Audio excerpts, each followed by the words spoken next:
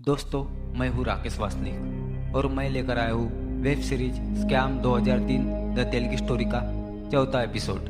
3 episode मैंने पहले ही explain कर चुका हूँ, तो चलिए आगे बढ़ते हैं चौथे एपिसोड की तरफ। राकेश मूवी धमाका present scam 2003 the Telugu story episode 4।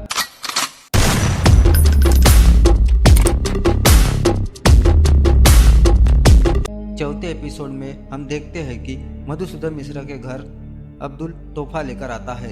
उसमें वो तोहफे में घड़ी देता है। घड़ी वाले बॉक्स में अब्दुल ने अपना मोबाइल नंबर भी डाला था।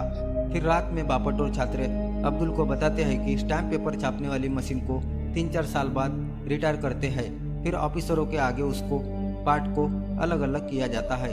फिर मधुसूदन मिश्रा के देखरेख में सभी पार्ट को ऑक्शन में लाया जाता है। फिर अलग अलग लोगों को बेच दिया जाता है, लेकिन जो जरूरी पार्ट यानी प्लेट को पूरी तरह से खत्म किया जाता है, इसलिए भूल जाओ ये सब। लेकिन अब्दुल कहता है कि मेरे होते हुए टेंशन मत लो। फिर अगले दिन मधुसूदन मिश्रा का फोन आता है। वो कहता है कि मुझसे मिलने आ जाओ। फिर अब्दुल मधुसूदन मिश्रा से मिलता है। मधुसूदन मिश्रा कहता है कि तुम घड़ी देकर मेरा ईमान खरीदने आए थे। मधुसूदन अब्दुल का गला पकड़कर बेइज्जत करके उसे बाहर निकाल देता है। फिर उसके साथी उसको समझाते हैं कि तुम जेल जाते जाते बच गए। फिर अब्दुल कहता है कि सबको कुछ ना कुछ चाहिए, किसी को पैसा तो किसी को इज्जत। हर इंसान की कोई ना कोई तो कीमत होती ही है। अगर पैसा कमाना है तो उसे पहले इज्जत दिलवानी पड़ेगी। फिर अब्दुल तुकाराम के पास जाता है। तुकाराम कहता है कि अगर उसका प्रमोशन करवाना है तो हमें 20-25 पेटी लगेगी। अब्दुल कहता है कि मैं पैसों का बंदोबस्त करता हूँ, आप 4 दिन बाद एयरपोर्ट पर मिलना। फिर अब्दुल अपने घर पर आता है। वो अपनी बीवी का निकलने का इंतजार करता है। वो जैसे ही बाहर जाती है, फिर वो अपने घर के अंदर आ जाता है और वहाँ से छुपाया हुआ बैग निकलवाता है। वहाँ उसने इमरजेंसी के लिए पैसे रखे थे और घर के पेपर लेता है और उसको गिरवी रखता है। अब उसके पास 25 लाख रुपए जमा हो गए थे। अब वो तुकाराम के साथ दिल्ली में कैबिनेट मिनिस्टर से मिलने पहुंच जाता है, लेकिन मिनिस्टर उन दोनों को डांट के भगा देता है। पर मिनिस्टर का पीए उनको अंदर बुलाता है और कहता है कि ये काम मुझ पे छोड़ दो। फिर अब्दुल बिना किसी गारंटी के 25 लाख का रिस्क ले लेता है और सारे पैसे पीए यानी गुप्ता को दे देता है और आ जाता है। इस बात से जेके अब्दुल को डांटता है। अब्दुल कहता है कि अगर पैसा बनाना है तो रिस्क तो लेना ही पड़ेगा। तभी अब्दुल के पास गुप्ता का फोन आता है और खुशखबरी देता है कि प्रमोशन लेटर मिल गया। अब्दुल फिर से मधुसूदन मिश्रा के घर पहुंच जाता है और उन्हें बधाई देता है, लेकिन मधुसूदन मिश्रा अब्दुल ने लाया सामान डस्टबिन में फेंक देता है। फिर मधुसूदन मिश्रा अपने ऑफिस में जाते ही सारे लोग तालियों से उनका स्वागत करते हैं और बधाई देते हैं। मिश्रा को पता चल गया कि वो जनरल मैनेजर बन गए। फिर भी मिश्रा अब्दुल को डांटने लगते हैं और कहते हैं कि मैंने 10 साल में मेहनत की तो भी मुझे प्रमोशन नहीं मिला और एक बदमाश ने एक झटके में मेरी ईमानदारी खरीद ली। अब्दुल कहता है कि आपको जो प्रमोशन मिला है उसके आप हकदार थे। जिस सिस्टम ने आपकी काबिलियत ना पहचानी हो, क्या आप उस सिस्टम में रहना चाहते हो कि जिसने एक झटके में आपकी काबिलियत पहचानी हो उनके साथ रहना है? अब फैसला आपके ऊपर है। फिर मिश्रा जी अपने डस्टबिन में से गिफ्ट उठाकर देखते हैं, उसमें जनरल मैनेजर की नेम प्लेट थी। अब नेम प्लेट मिश्रा ने घर के बाहर लगा दी थी। अब मिश्रा भी उनके साथ मिल गया था। फिर मिश्रा एक सही मशीन को डिसकमीशन कर देता है। अब इस मशीन को भी अलग अलग करके नीलाम किया जाएगा और ये पार्ट उनको मिलेंगे जो सबसे ऊंची बोली लगाएंगे। इसलिए जेके सुलेमान, जुबेन, सलीम और अब्दुल इन पांचों के नाम से अलग अलग कंपनी रजिस्टर करवाई जाती है। फिर ये ब्लैंक बिट सबमिट करते हैं ताकि जिसने भी सबसे ज़्यादा बोली लगाई हो उससे भी बड़ी बोली खुद लगा ले, क्योंकि वो भी अब्दुल के हाथ बिक गए थे। फिर पांचों ही पार्ट उनके कंपनी को मिल जाते हैं और ये सारा काम मधुसूदन मिश्रा के देखरेख में होता है। प्रोसीजर के हिसाब से सारी प्लेट को ऑडिटर के सामने ही कट करना पड़ता है, पर मधुसूदन मिश्रा असली प्लेट की जगह नकली प्लेट को डिस्ट्रॉय कर देता है और असली प्लेट को वो अपने घर ले जाता है। फिर वो अलग अलग पार्ट मुंबई में चाचा की प्रेस में पहुंचाई जाती है।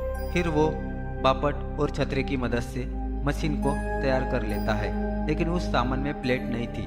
फिर अब्दुल मधुसूदन के पास जाता है। तब मधुसूदन मिश्रा कहता है कि मुझे उचित कीमत नहीं मिल रही है। वो कीमत थी 21 लाख रुपए। अब्दुल कहता है कि मेरे पास 21 लाख तो नहीं है, पर आप ये हार रख लो। जैसे ही पैसा आया सबसे पहले मैं आपको ही दूंगा। फिर ये पेपर के लिए इंक का जुगाड़ करते हैं। फिर ये कॉटन वेस्ट पेपर लेने जाते हैं। इस पेपर का इस्तेमाल दो ही जगह पर होता है, एक तो स्टैम्प पेपर पर और दूसरा कॉलेज की डिग्री में। फिर वो पहला पेपर छापकर उसकी क्वालिटी चेक करते हैं तो बापट कहता है कि बधाई हो, आप बाप बन गए, स्टैम्प पेपर पैदा हुआ है। अब अब्दुल ने वो काम कर दिया था जिसकी किसी को उम्मीद नहीं थी। फिर अब्दुल भराड़े के पास जाता है। जेल से आने के बाद वो पहली बार भराड़े के पास आया था। अब्दुल कहता है कि मुझे मेरे सभी साथियों के लिए लाइसेंस चाहिए, लेकिन भराड़े उससे बात करने के लिए भी डर रहा था। फिर अब्दुल दिखाता है कि आज सभी साथी उसके साथ है। फिर अब्दुल अपना नया ऑफिस खोलता है, वहाँ सभी रिश्तेदार आते हैं। फिर शौकत भाई अपनी बेटी से कहते हैं कि एक स्टैम्प पेपर बेचकर 5-10 रुपये बचते हैं, इसमें ऑफिस खोलने की क्या जरूरत थी। लेकिन शौकत भाई को कहाँ पता है कि अब्दुल ने स्टैम्प पेपर बेचकर काफी माल जमा कर रखा है। अब सुलेमान नई बाइक लाता है, पर अब्दुल कहता है कि लोगों को अपने ऊपर शक नहीं होना चाहिए, हम दौलत के चौकीदार हैं, मालिक नहीं। फिर अब्दुल कहता है कि खाली मुंबई से काम नहीं चलेगा, हमें पूरे भारत में पेपर बेचने होंगे। अब्दुल का बिजनेस अब खूब आगे बढ़ चुका था। अब उसने बहुत से लोगों को काम पर रखा हुआ था, वो स्टैम्प पेपर बेचा करते थे। फिर अब्दुल अपने भाई को कर्नाटक में ऑफिस खोल देता है। अब ये पैसे कमा नहीं रहे थे, बना रहे थे। अब्दुल भी खुश था और उसके लकड़बग्गे भी खुश थे। अब्दुल ने वापस से अपना सिस्टम सेट किया था। इस सिस्टम का रिमोट अब्दुल के हाथ में था, पर अब्दुल को ये नहीं पता था कि कर्नाटक में भी बहुत सारे लकड़बग्गे हैं, वो सब भूखे हैं। फिर अब्दुल बेंगलोर जाता है और वो शेख से मिलता है। वो बहुत करप्ट मिनिस्टर था। वो अपने धंधे में 10% इन्वेस्ट करने को कहता है और अब्दुल मान जाता है। अब्दुल सलीम को कहता है कि अगर सिस्टम से भिड़ना है तो अपने पास भी जनता की भीड़ होनी चाहिए, जिसके पास लोगों की भीड़ होती है उसको कोई छू भी नहीं पाता। फिर अब्दुल कहता है कि पूरे खानापुर को ले जाकर बाबा अजमेर शरीफ में हाजिर लगाकर आ जाओ।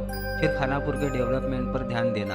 फिर खानापुर में ही वो बहुत बड़ा घर ले लेते हैं। फिर शौकत भाई भी इस दुनिया से चले जाते हैं। फिर जून 1998 में वो अपने ऑफिस में मीटिंग रखते हैं। अब्दुल को समझाया जाता है कि वो ज़्यादा माल बेचना है तो कंपटीशन खत्म करनी पड़ेगी। उसका कंपटीशन सीधा सरकार से था, वो सरकार को हटा तो सकते नहीं थे। फिर अब्दुल मधुसूदन मिश्रा के पास जाता है और उसे अब्दुल कहता कि सरकारी प्रेस बंद करने के लिए कहता है, पर मधुसूदन मिश्रा गुस्से में कहता है कि तुम्हारी बुद्धि भ्रष्ट हो गई है क्या, पूरे देश की इकोनॉमी की बागडोर है ये प्रेस। अब्दुल कहता है कि परमानेंट ना सही, पर मेंटेनेंस के लिए तो कुछ दिन के लिए तो बंद ही कर सकते हैं ना। एक बार मार्केट में स्टैम्प पेपर की कमी हो गई, फिर अपने ही स्टैम्प पेपर बिकेंगे। अब अब्दुल ने सीधा सरकार से ही पंगा ले लिया था। और इसी के साथ हमारा चौथा एपिसोड यहाँ पे ख़त्म होता है।